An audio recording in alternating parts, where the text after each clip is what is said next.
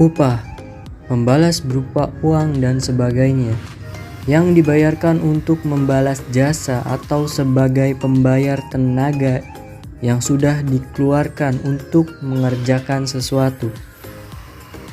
Undang-Undang Upah.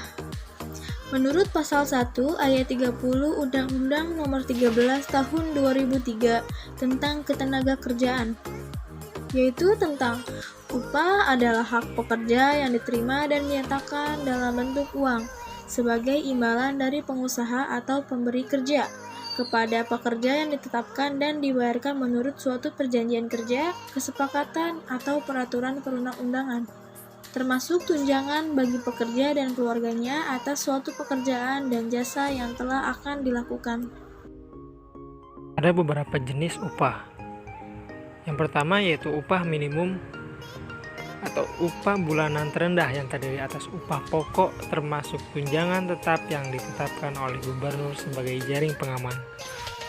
Kemudian ada upah kerja lembur, upah tidak masuk kerja karena berhalangan, upah nominal, upah nyata atau real, yaitu perbandingan antara upah nominal dengan indeks konsumsi rumah tangga, upah hidup, upah wajar yang sesuai dengan perjanjian kerja di antara mereka, upah pembayaran pesangon, serta upah untuk pembayaran pajak penghasilan. Di sini ada aspek upah. Aspek upah memiliki 3 aspek. Yang pertama yaitu aspek teknis.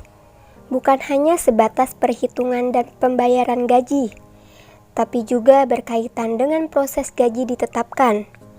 Yang kedua yaitu aspek ekonomis, lebih melihat kondisi ekonomi, baik secara mikro maupun makro. Kemudian, mempertimbangkan kemampuan perusahaan secara operasional pada saat nilai upah akan ditetapkan, dan pengimplementasian di lapangan.